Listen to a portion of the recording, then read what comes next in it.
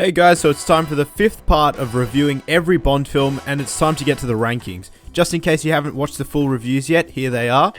Also, before we start the video, make sure to subscribe and click the notification bell. Any support for this new channel would be so great. So after watching all 24 official James Bond films, I'm going to be ranking them from worst to best. So that does mean no Never Say Never Again or the 1967 Casino Royale, but enough of that. But first off, I just wanted to have some little categories of other top 7s I have, so I'll put them up here.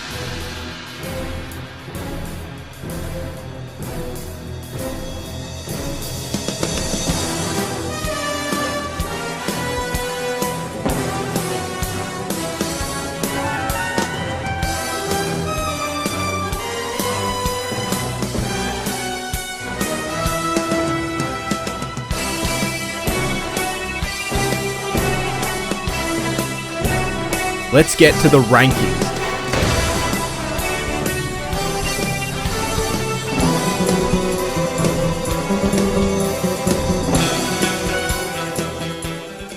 Yikes, there really wasn't another contender. Die Another Day is so painful to sit through. The over-reliance on CGI is unbearable, the weird editing, the bad acting, the whacked out plot, nothing that makes for a good Bond movie. It takes all of the elements we know and then it turns up to 1,000, but there's no subtlety to anything about it, and it's the only film in the franchise I'd say is a straight up bad film.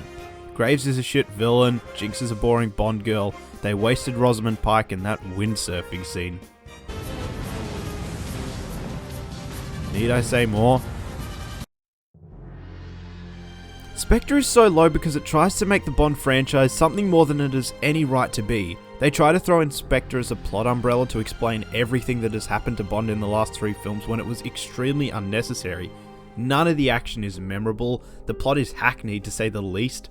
The whole Madeline being Bond's one true love element is extremely forced and doesn't translate as well. The film just treads water for so much of its running time, and there was no reason for any of the revelations to happen, not to mention them wasting Christoph Waltz. This film is simply the Bond franchise contracting Marvelitis. Editing is the big thing about Quantum of Solace. It's cut way too fast, which tries to ape off the Bourne movies, and it just ends up making you feel nauseous. But apart from that, it's simply an uninteresting plot that interferes in what this film should have solely been. The film should have been focused completely on Bond's vengeance, but instead they need to insert the messy plot of Dominic, Medrano, and the Bolivian government with the water supply. The song is one of the worst, and Quantum just really misses the mark on all accounts for me. The first 30 minutes of Diamonds Are Forever are fun, but unfortunately the film kinda loses that in the second half of the film. The film becomes an overly campy goof fest with the weirdly comedic Blofeld, the weird diamond smuggling plot. I do like Tiffany Case as the Bond girl. Mr. Wint and Mr. Kidd are pretty good for the 5 minutes of screen time they get. The car chase is pretty fun, but ultimately this film just falls flat. And it's a shame that Connery had to finish his tenure as Bond with this movie. With For Your Eyes Only, I don't blame the producers for going for this tone of a film after the campy Moonraker, but unfortunately in Bond you need good villains, and this movie has nothing of the sort. Christados and Dwight from The Office are pretty bland. The car chase and rock climbing scenes are legitimately great, but unfortunately the plot is pretty stock standard. Bond's character is also strange here with some mixed messages about revenge.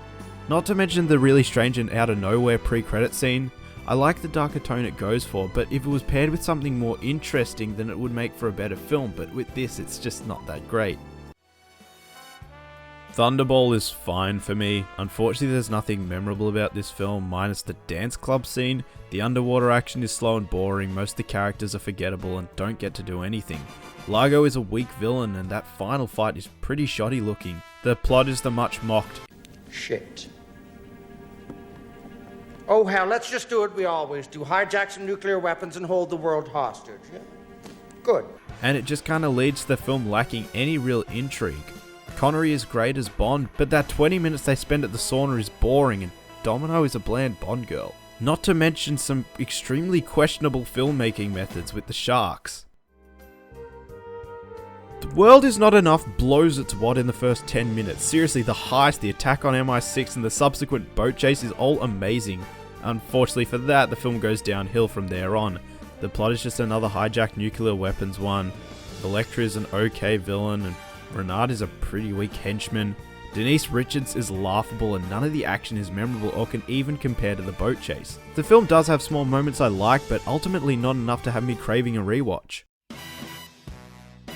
Dr. No is a good movie, of course, but it is very much a blueprint for what was to come with the franchise. Connery is perfect and what really elevates this film, and with a lesser actor, God knows where the franchise would be today. The fight scenes are okay, it is a little annoying that the title character only shows up for the last 20 minutes, but at least it's a decent threat. But as I said, with this film you have to view it as a film which they were testing out, and it would only get better in the future. Moonraker is good fun, but unfortunately the script feels very slapped together. The whole thing is The Spy Who Loved Me with a space skin slapped on it. The first 2/3 are kind of just a generic Bond adventure, but once they head into space, the film really picks up. The visuals and the special effects are incredible. Drax is a solid villain, and Holly Goodhead is a cool Bond girl. It's just that certain actions throughout the film feel tacked on and lack any intention. Also, the goof levels are through the roof. This film, much like Moonraker, has a decent first 2/3, but a terrific finale. The third act in the volcano lair with the reveal of Blofeld is tremendous. It's just unfortunate the film before is kind of bumpy, with Bond's kind of confusing mission around Japan. The setting is of course beautiful, but unfortunately the film kind of wanders around before that. Bond turning Japanese, going to the sumo, the weird death of Aki, Tanaka's weird sexist quotes and the rest of it, but that third act is absolutely fantastic. On Her Majesty's Secret Service is an odd film for me. I feel like if Connery had been there, it would be a top tier film for me. Lazenby's performance though just doesn't feel like Bond. He's more compassionate than cool in this film, which would be fine if it was just him and Tracy for the whole film, but it's not. The whole snow-based plot is strange, with Bond in character and sleeping around. Blofeld looks like an idiot. The action is weirdly edited, but two things are absolutely amazing in this film: Diana Rigg as Tracy and the ending of the film. Both two of the absolute best things in the whole franchise. It's just unfortunate the rest of the film is kind of forgettable. A View to a Kill is weird, and for that reason I love it. Everything from Christopher Walken and Grace Jones to the fact that Roger Moore was probably 10 years too old to play Bond, but it all makes for a delightfully strange mix. The fire truck chase is a highlight of the film, and Zone and Mayday makes for one of the best and most memorable villain-henchman combos in the entire franchise. The film is unique and yeah, it's objectively not that great, but if you like to have fun, this film's a great watch. This probably should have been Roger Moore's last Bond film, but hey, we got some fun out of it. But Octopussy is much like its follower, it's a really fun movie. The action scenes are all great, the train fight, the tuk-tuk chase, the airplane and the opening, all of it is memorable and fun. Octopussy is a great Bond girl, and Khan, Govinda and Orlov make for great villains. I love the finale with Moore looking genuinely terrified of the bomb, and as previously mentioned, the fantastic plane scene. Timothy Dalton's first Bond adventure just misses out on the top 10 with The Living Daylights, but that isn't to say the film isn't really good. Dalton adds so much energy to the franchise. The car chase and the cello chase are really fun and classic Bond. The story also has a really intriguing spy plot. Unfortunately, the film's downfall comes in the lack of interesting villains. Koskov, Necros and Whitaker are all really ill-defined in their motivations, and Kara's incompetence as a Bond girl is pretty frustrating to watch. But Dalton's performance and the action makes for a really entertaining film. Sue me. I like fun movies, and that's exactly what The Man with the Golden Gun is. The plot is more interesting than the old stop the bad guy from killing millions, but it is a personal vendetta with Scaramanga. Speaking of which, Christopher Lee is absolutely fantastic and easily one of the best Bond villains. He has a ton of fun and is actually a credible threat to Bond. The finale with the funhouse is tense and atmospheric, and Bond simply outsmarts him, which is great. Of course, the car chase is the real highlight of the film, the music, Sheriff J.W. Pepper, and of course, that flip.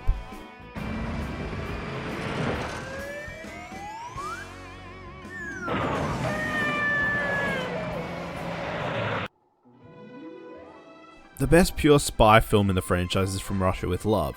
I love the attention it pays to espionage and the backhanded deals. The villains ensemble is great with Klebb, Grant and Kronstein, everything on the train. It just feels unfortunate that the first half is not as interesting, and the final two action scenes feel strangely tacked on. However, Connery is fantastic, the locations are beautiful, the villains are great, which all leads to a great film. Tomorrow Never Dies takes one of the most unique plots in the whole franchise, a villain causing chaos for cliques, causing a war in order to be the only one to cover it. Jonathan Pryce is amazing as Elliot. Wei Lin is one of my favourite Bond girls, and all the action scenes like the car chase and the motorbike chase have their own unique gimmicks to it, being handcuffed or controlling a car with your phone in order to make them much more memorable. This film is just a perfect Bond film to just sit down and watch whenever you can. License to Kill is an extremely underrated Bond film. Dalton is absolutely great here. I love his take on Bond as a lead into Craig. Robert Davi makes for an excellent and threatening villain. The whole element of Bond going rogue is interesting and exciting. All the action scenes are innovative and intense, like that tanker chase is amazing. And I really enjoy the darker and more mature tone of the 80s action movie style, despite what some people might tell you. The Spy Who Loved Me, it's just more at his peak. He's so cool and confident, he oozes charm and charisma. Anya is one of the most interesting Bond girls. Jaws is an iconic henchman. The car chase is brilliant along with that pre-title sequence. Stromberg isn't the strongest villain, but in the third act you really feel tension with that great battle style action. It might be controversial putting this film above The Spy Who Loved Me, but hey, Live and Let Die has such a great style to it. The 70s blaxploitation feel in the music, uptown New York, the Caribbean, the villain ensemble is incredible, especially with Baron Samedi and Kananga. The boat chase, of course, is one of the best in the entire franchise. This film is just so unique and fun to me, and it's the franchise taking a risk which really pays off. This is it. The film all Bond films are compared to, and it's easy to see why. This is all of the Bond elements done in a perfect way. It is the perfect degree of over the top without being campy, and Connery gives the best performance of any Bond in any film in my opinion. Everything about this film is iconic. The girl, the villain, the henchman, the car, the action, the imagery, the music, the opening credits, and it all pulls together to make the most iconic film in the franchise. The love letter to the franchise is my number 3. Skyfall is riveting right from the opening shot. Craig is fantastic. All the action scenes are brilliant and innovative. The cinematography is gorgeous. Silver is an awesome villain, and I love how much of the plot is centered around Judi Dench's M as a final goodbye to her fantastic character. The film breaks down Bond elements and brings them to a modern day world, and it succeeds easily. GoldenEye is kind of the perfect Bond film to watch at any time. Brosnan looks and feels the part right from the get-go. He just exudes charm, charisma and sex. Alec is the best Bond equal villain. Oramov and Xenia are two of the best henchmen. Natalia is a great Bond girl, and the film takes all of these elements, turns them up to 11, and has a hell of a time doing it. To me, the best pure film in the franchise is Casino Royale. Every scene of dialogue is riveting. Bond and Vesper's relationship is the best in the franchise. The action scenes are all incredibly intense and exciting. Craig gives a fascinating new take on the character, and Mads Mikkelsen makes for one of the best Bond villains. The scenes of the poker games are so intense, and whenever the game isn't going on, someone else is trying to kill Bond. The ending is heartbreaking, and everything works perfectly to deliver not just a great Bond film, but a great film in general, making it my number 1 Bond film. So that's my list. What did you think? Did you agree, disagree? I'm fascinated to hear how you guys would rank the films. And that brings us to the end of this 5-part review. It's been so great to go through this franchise with you guys. Thanks for watching. Remember to like, share, and of course subscribe. Your support would be so great for a small channel. And until next time, bye!